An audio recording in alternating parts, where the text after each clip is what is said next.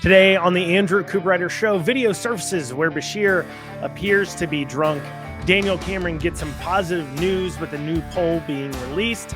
And a new survey shows that regardless of any kind of stat manipulation, Louisville citizens feel that their city is becoming significantly less safe. As always, if you want to listen to that last segment, you need to head on over to the podcast version. So for those of you that want to hear the segment about Louisville being less safe and a new stat kind of showing just how bad it's getting, head on over to either Apple, Spotify, iHeart, Pandora, any of those major podcasting platforms where you can catch the Andrew Cooperrider Show in its entirety. And it makes it easier for you to take it with you on the go. As always, please make sure you like, comment, share, and subscribe. You can also reach out to the show by emailing me at info@theandrewshow.com. Once again, that's info@theandrewshow.com. If you're trying to reach out, trying to send me things, I know a lot of you do, but a lot of times you're sending them to my Facebook page. And while I do occasionally read those messages, you get a lot faster response and it doesn't get looked over quite as much if you're communicating by emailing the show at info@theandrewshow.com.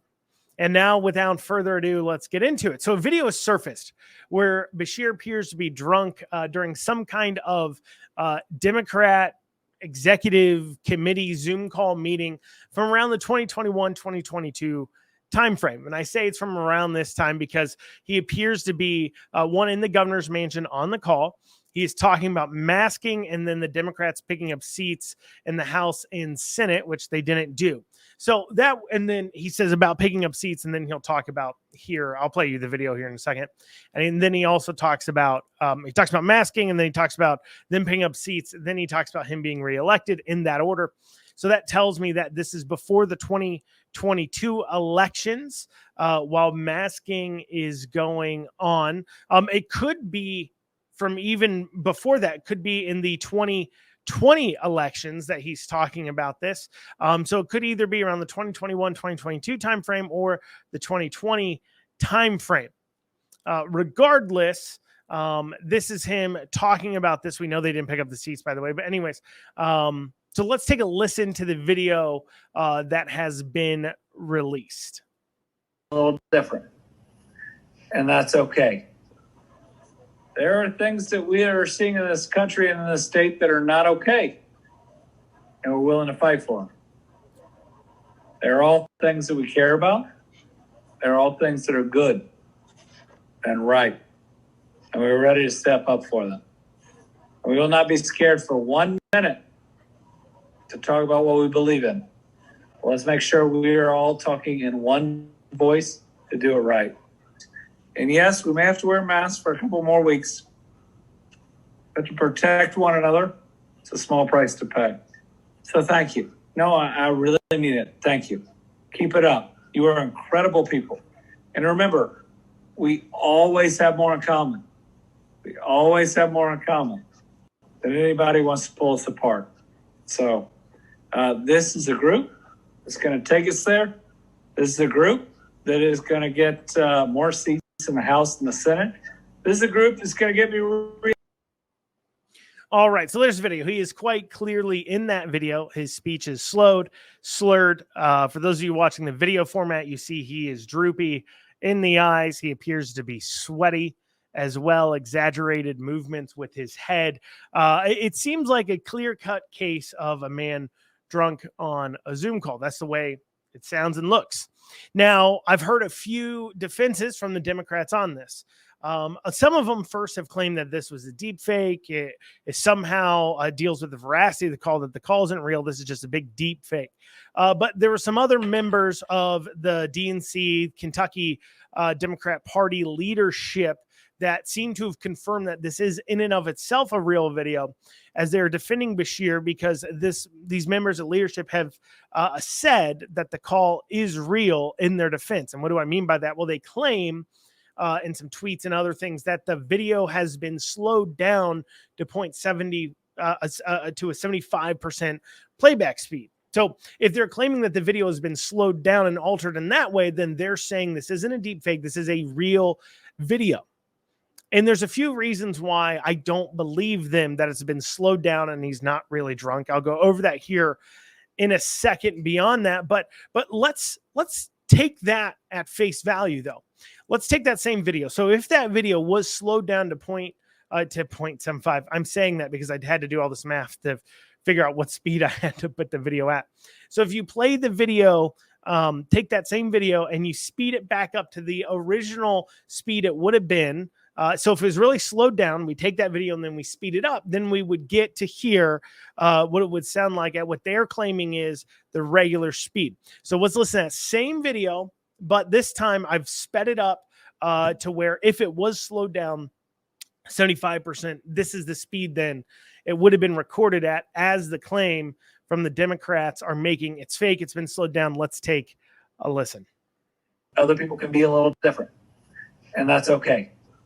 Yes, there will be disagreement. Yes, there will be times when we are very passionate about things. In this type of committee, we need to be exactly who we are, but we need to understand that other people can be a little different, and that's okay. There are things that we are seeing in this country and in this state that are not okay, and we're willing to fight for them. They're all things that we care about. They're all things that are good and right, and we're ready to step up for them. And we will not be scared for 1 minute to talk about what we believe in. Let's make sure we are all talking in one voice to do it right. And yes, we may have to wear masks for a couple more weeks, but to protect one another, it's a small price to pay. So thank you. No, I really mean it. Thank you. Keep it up. You are incredible people. And remember, we always have more in common. We always have more in common than anybody wants to pull us apart. So this is a group that's going to take us there. This is a group that is going to get more seats in the House and the Senate. This is a group that's going to get me reelected. All right. So there is that video sped up. If it was slowed down, there it is sped up. That's what it sounds like. Now, there's a few parts of that tell me that that the original video that I showed you, the first one I showed you, I believe was the speed it was recorded at. And this has been sped up from the original speed. And there's a few parts that kind of tell me that. But first off, even if it was slowed down and sped up, he's still clearly drunk. I mean, the speech is still slurred. His eyes are still droopy. His movements still exaggerated like a drunk person. He's sweating apparently profusely. But there's a few audio at a few parts. It overall kind of sounds like him, right? It sounds like him speaking. And so that can throw a few people off where they buy into it and they say, well, yeah, maybe it has been slowed down. So I want to let me play something for you. I'm going to play a speech for you here. A Donald Trump speech. This is it at normal speed. And then I'm going to play it sped up for you. Said Trump's, there's a statement that's been out there all over the place. It's a quote from a lot of people. It said, Trump's been right about everything. And if you think about it, I really have. It's my honor to do it, but we have to do something about it. We have to save our country. Thank you very much. So that's Donald Trump talking. He's talking from a prepared script. So his cadence is already going to be faster. Here's what he sounds like if he was therefore then sped up. So the original sounds this is what it sounds like sped up. From a lot of people, it said, Trump's been right about everything. And if you think about it, I really have. It's my honor to do it, but we have to do something about it. We have to save our country. Thank you very much. So that's what it sounds like sped up. What you don't hear very much vocal fry. That's the main thing I wanted to point out. Speeding up, slowing things down. You're not going to hear a vastly large change in voice like some people would expect it to be a little more, I don't know, chipmunky at that point. So you don't get that kind of that vocal kind of fry, I guess, or change of pace of talk of noise there. Now, obviously, Trump's cadence between the words is faster.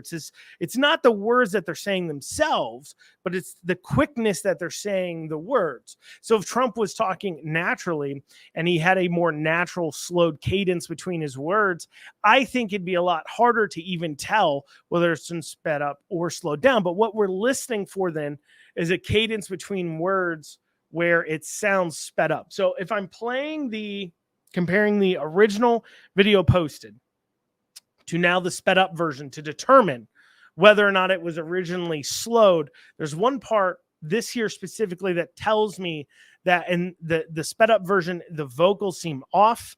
And it seems like his slow slurred speech in that first video I played you is accurate. I'm going to play for you this part here. This is the sped up version, this one part where it tells me that this is a sped up video. But we need to understand that other people can be a little different, and that's okay. There are things that we are seeing in this country and in this state that are not okay. So what you're hearing there, so that part there, I want to play that little chunk for you, where you hear his words running together. So even if this was a normal speaking voice, it sounds sped up. So his speech was so slowed and slurred before that when you speed it up, it sounds okay in most places, except as far as the cadence goes, except here where he was talking more at his normal speed.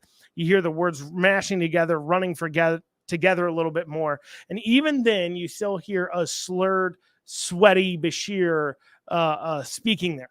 So the DNC will try to claim, the Kentucky Democrat Party may try to claim, or may hear people claim that this video was slowed down or altered in some way. I just played it for you. Hopefully I made a compelling case and you followed me through to understand that video, the original one released, is not a slowed down video. He was really speaking that slow, it would appear. Obviously, like I said, he's slurred, he's sweaty, he's drunk. He's just drunk. Okay? That's it. He's drunk. He's drunk in the video. He's drunk during the Zoom call. Now, because I want to explain that as I go forward, that Beshear was actually drunk during the call, which tells us a lot. I mean, it does tell us why he left open liquor stores while closing churches. Because, well, he wants to go to the liquor stores, but he doesn't want to go to the churches. Which also now I have questions because he left open abortion clinics as well during the same time. So he left open liquor stores so he could get liquor. Now I wonder if Beshear only left open abortion clinics because, well, he needed to get an abortion or something. So what does this mean to Andy Beshear? What's this mean to the campaign? Honestly, I don't know. Voters are kind of funny sometimes on things like this. Sometimes things like this really bother them. Other times it doesn't. And it really depends on how it's used and executed and how voters find out about it and how it's addressed. One, the average voter first has to know about it. And that becomes a problem because while the thing in and of itself may be bothersome, campaigning on it becomes an issue. Do I expect the media to really cover this? I don't think too entirely much until the media in their mind. So if this was a video where that was going after Cameron, they would post it, say he appears to be this way and everything else. I do not think the media is going to run too much on this because they're going to try. Obviously, they naturally can't left, and their first thought is to not believe it. We saw that from a lot of people on the left already, and most of our media are to the left. And so until they can get some sort of confirmation from people and individuals that this hasn't been altered in any way, they're going to be leery to report on it. I will say this. The other thing that leads me to believe it's real, somebody bothered to record it.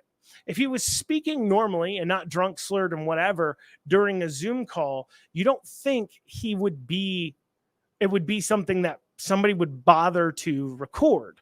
However, you have him speaking, somebody bothered to record it because he was drunk. That's the other thing that leads me to believe he was drunk, that someone bothered to record it, of course, in the first place. But will the media report on it? I don't know. And if they don't, the average voter isn't really going to find out about it. So how do you spread the word? Because it's a difficult thing to campaign on. I'm going to give you an example of something. What I mean by it's a difficult issue to campaign on, and there's a way to do it and a way not to, and that may make it a third rail kind of issue where you don't put any money behind making sure the word gets spread. So during my Senate race for the 20 core second district there, during my Senate race, my opponent's wife actually filed for divorce during the primary. Now, being a divorced politician isn't necessarily, of course, disqualifying. There's a lot of politicians who are, of course, divorced. And I mean, one could make the argument that if they are Christian, that they made a promise before God to stay with this person and they broke that promise. So what kind of promises are they willing to break to constituents? If this person's willing to break a promise they made to God, were they willing to lie to you about.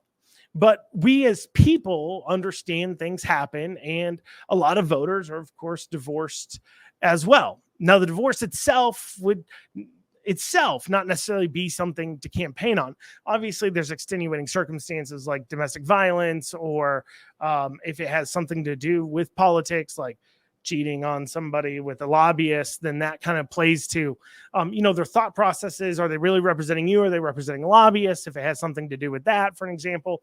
But the divorce in and of itself isn't really, the fact they're getting a divorce isn't necessarily something to campaign on, but it should be getting a divorce. I've never been divorced, but I'm married. But I've talked to people who've been divorced, and it should be the worst moment of your life. Like I said, I've never gotten one, but there is a point to be made that someone being charged with representing their constituents, especially somebody who's new into the legislature, which this gentleman was, they're going through what should be the roughest moment of their life. Their marriage is falling apart. And so the question, a reasonable question that constituents should be allowed to ask is, will they be paying attention to what they need to be doing? And that's a valid question. Now, you don't know to ask that question unless you, of course, know about the divorce. And, of course, then you have to, how do you spread those words? To ask, what is a valid question? And all the pearl clutchers out there, you can clutch at your chest all you want to and think it's distasteful to even bring up that question, but it's valid. Can we trust you to not be distracted while you're going through such a long, stretched out, difficult, arduous, horrible, once in a lifetime, hopefully, type process? And the same as it would be valid while I was running for treasurer, if you want to ask about me being distracted, while I was running for treasurer, people asked me about what I do with my companies if I won. That's a valid question to ask. Voters want to make sure that their representative is focused. Going through divorce could distract a person. So people know about it, but how do you campaign on it without sounding like you're campaigning on the divorce itself, which would cause issues with divorced people in the back of their minds? So you have the same issue here. You take Beshear's drunk Zoom call. People get drunk. Tons of voters have been drunk before in their life, obviously, and maybe they've done some drunk calls too as well, right? And this call here isn't actually a government call. It appears to be some sort of Democrat committee call. I mean, it's still kind of part of his job as far as staying in office goes, but you're probably off business hours. He's essentially at home. Sure, he's technically on Capitol grounds because he's living in the governor's mansion, but it is his house that he's living in, and he's drunk. He's drunk at home. So do voters find it distasteful that someone would be drunk on a, kind of after typical work hours on a pseudo work call, or will they really not care and kind of hate you for bringing it up in the first place because they've been drunk before and they think it's a ridiculous thing and they hold that against you?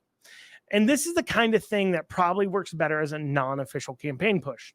If you cut ads about it, Beshear can address it directly, claiming this kind of non-work call at night. He got drunk at home one Friday, got asked to hop on a call at like 9:30 at night with who he thought were friends, and that was a mistake. I don't think the voters necessarily be too moved or hate them for that. But if it's done as a whisper campaign, the facts get muddled. People love to gossip, and it's like a telephone game. And once it's in someone's mind, you can't get it out. It's an infuriating and fascinating thing about politics. People love to whisper. They love to spill the gossip, drink the tea around each other. But once it gets in their minds, if it's never directly addressed, they'll continue to believe it. Once it gets going, details become hazy. All people know is he was drunk on a work call. It's hazy even knowing the facts, whether it was a work call. I mean, we know it. We've heard it. We saw it. It's hazy. We can make an argument. It was a work call. It wasn't. We don't know what time it was. We do know it appears to be on Capitol grounds in the governor's mansion, which is on Capitol grounds, but it's kind of where he lives. So you could say he was at home. The other person could say he's on Capitol grounds, and both of you would be right. And while that is, these things are all true, there's worse ways and better ways to make it sound. So if the way it's being addressed, if it's quietly addressed, then that could have some legs because Beshear won't be able to speak on it publicly without giving it more credence and getting people to think about it more. so it never gets publicly dispelled. I mean, we've seen this with Cameron. I mean, there's a rumor still that Cameron's wife is McConnell's granddaughter or something. I don't know how that got started, but apparently it isn't true, but yet people still believe it. I literally read a comment on Facebook just the other day where somebody brought it up. So maybe it moves the needle a bit for Cameron as a whisper campaign. If they campaign on it, then they will have to be done very carefully, because obviously you're inviting people to now publicly defend Beshear, and the ad has to hold up to scrutiny and can't use too much hyperbole for that reason, because then it opens up opportunities for you to get attacked for ever using the ad in the first place. So, well, coming up, Daniel Cameron has some good news and a new poll coming out. We'll go over that after this short break. Listen up, my fellow business owners. You need to get your cybersecurity and IT support under control. Reach out to the folks at Amston today. Call 859-300-0087 or visit amston.com. It is no secret that cyber attacks have become a constant threat, and you need to make sure that your organization is protected. Amston has over 30 years of experience working with businesses and governments alike. Call 859-300-0087 or visit AmstonAMPSTUN.com today. 859 Print has local service and low prices. I personally have done tons of business with them, and I can tell you, whether it is getting things printed off, sending direct mail, making business cards, buying TV ad time, digital marketing, they can do it all. And as a special for listeners of this show, they're offering 10% off any and all print services using code RIDER2024. That is code RIDER 2024 for 10% off. Check out 859 Print. You'll be glad you did. The Cameron campaign has finally gotten some good news. And I say finally, at least in polling. As of recently, polling has been pretty not super great. And the last poll 2-3 weeks ago or so that was publicly released had him down in the 30s as far as polling goes. Now, he just released a poll out of his campaign, internal poll, that has him at 47% to Beshear's 49%. Only 2 points difference. That's basically margin of error. And the methodology and polling company was good enough that 538 has added it to its list of polls for the campaign. Now, there's a few reasons for the difference. One would be methodology. The poll that was released 2 weeks ago was just polling registered voters. This poll was registering likely voters. And there's a big difference, because obviously likely voters will be paying greater attention. Additionally, as well, over the last month or so is when Cameron has been putting in the work. We've gone over this a few times on the podcast, that the way these people like Cameron, like others, the way they campaign is by really blasting it out the last month. They don't do as much leading up to it. And so it makes sense that Cameron would start to gain back some of the ground. Additionally, as well as undecideds start to become decided. That's going to fall more heavily in Cameron's favor. Why? Well, Beshear obviously has been the governor. He's been the governor for quite some time. Not that many people are completely unaware that Beshear exists. They know what his policies are. They know what he's done. And so if they're undecided still on whether or not to vote for him, I don't know what they're waiting for from Cameron exactly, but they would make sense that they would more so fall into Cameron's direction. This poll also as well showed that the renewed effort of tying Beshear to Biden, Beshear's endorsement of Biden, is having an effect on the voters. Now, this poll can do one of a few things for Cameron. One thing it's doing for him, because it's a greatly different, shows him within margin of error. I think this is the closest he's been to Beshear since the very, very beginning of the primary, which I think showed him even with him. Ever since then, all the polls have showed him, between 5 to 10 points down. Of course, this last poll showing him a pretty significant pointage down above double in the double digits there down. And so obviously having this kind of thing gives him some momentum and helps him build going into the final bit of this campaign. Now, there is one thing, though, that could work against it. Rewind with me, if you will, back to 2016. Where Trump beats Clinton rather unexpectedly. And one of the things that worked to Trump's favor is that the assumption that Clinton was going to win led to a lot of her voters that weren't super excited by Clinton to not even turn out to vote.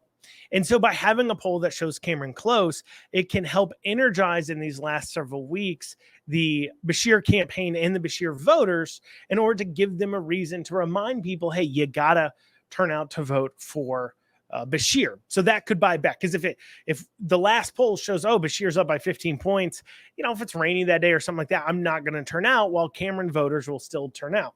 So showing something like that, it could work against him in that way. But obviously the positive part for him is that he's having more positive momentum going into it. I mean, to be honest, before that poll, a lot of people just assumed Beshear is definitely going to win. Obviously, you had the polling, you had the general feeling on the ground, a lot of other things. But with the new release and some of the debates and other issues going on, perhaps Cameron can start to earn it back a little bit, build a momentum, and that might carry him through to the end of the election. I don't know. I do know that he certainly is going, Cameron, hopefully off this poll, is able to get some infusion of cash into the campaign, because clearly Beshear has been raising and spending a lot more money, the Beshear campaign and tools, than the Cameron campaign has been this entire time. Now, there isn't another interesting thing I want to point out about how search engines, social media, those kinds of things can affect the outcome of these things. So remember, I was telling you about a poll they did 2 weeks ago that showed Cameron down to like 35% or something, being beat double digits by Andy Beshear. And that was a poll of just voters. Well, this poll of likely voters shows him much better off. Well, as I was, setting up for this episode, I was looking for the poll. And so I Googled, Daniel Cameron, newest governor poll, Kentucky. What's funny is I couldn't find the initial results, and initial news stories didn't talk about this poll at all. Instead, it was talking about the poll from several weeks ago, showing that Cameron was behind Beshear by double digits. And what's funny is about showing that too as well is that poll was everybody agreed that was a pretty poorly done poll, because there was no way we know that Cameron's getting 33% or 35% or anything in the 30s. Cameron is getting at least in the 40s. I'm telling you right now, he's definitely getting in the 40s. That's not even a risky bet to take. He's definitely doing it. He's getting in the 40s. And so clearly a poll showing him at that rate doesn't make much sense. And also too, it was showing quite a lot of undecided and other things. And that was because that poll was polling just voters, registered voters, not likely voters. Who's going to show up? Because remember, as many people that showed up to vote and voted for Donald Trump in 2020, in the presidential election in 2020, the amount of people that showed up just to vote for Donald Trump is about the same amount of people total that showed up in 2019 for the governor's election. People don't typically show up to vote a whole lot with Cameron. So Cameron's starting to get momentum. Maybe he's bringing some money. What would be good for him right now too as well to help carry this through would be to go ahead and have that Trump endorsement being more publicly known, because one of the things the poll pointed out was how much more likely people would be to vote for him if Trump endorsed him. Well, Trump has already endorsed him. So definitely going back and making sure that people know about that and getting Trump out to do some events with Cameron could certainly point him in the right direction. But like I said, the fact that search engines, when I was looking for this information, was pointing me instead to the old poll, showing him massively behind, it just points to somewhat what goes on and the effect this happens. So as it's getting closer and closer, the undecideds are going to become decided. They I think, are going to fall more to Cameron than Beshear. However, Beshear has been holding in almost every single poll in the very high 40s, 48, 49%. There's only been, I think, one poll where Beshear has gotten over 50%. He's at 51%. So what's interesting is despite polls showing Cameron at 35%, or despite polls showing him 5, 6, most of them have showed him 5 or 6 points down, Beshear hasn't really shown, if you're 5 or 6 points down. So if you're polling at 45%. You'd expect Beshear to be at 55%, but instead he was down around 49. And so that certainly points to an issue for Beshear, because it wouldn't appear that over the length of time, over the polling time, Beshear hasn't really been gaining in any polls that I've been seeing support. He's been holding steady at that 48 to 49-ish kind of percentage point. Like I said, he had one anomaly where he went over 51.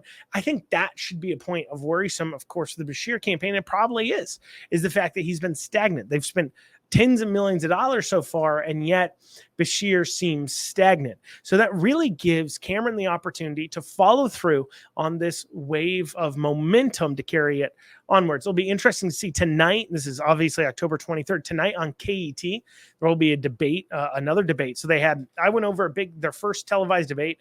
They had a debate, on Friday, I think. And then they have another debate tonight on KET.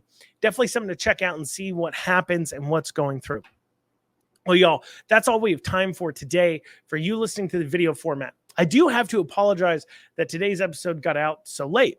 It is caused by my internet provider. We had an internet outage here, and I was unable in my studio to be able to record, upload, and edit my podcast as I would have liked to. I don't want to name any names about whose fault it is, but it's Spectrum. Spectrum is my internet provider, and that's who failed me today. And I apologize. Tomorrow's episode, I'll make sure it gets out a little more prompter. Sorry this episode's coming later in the day, but I hope that doesn't deter anybody from listening to it. And as I said, if you're listening to this in the video format, Twitter, Facebook, or YouTube, head on over to the podcast only format to hear the last story. For those of you listening to the podcast, we're going to be talking about Louisville clearly getting less safe, and the citizens are feeling it. We'll go over the stat that's pointing us in that direction after this short break.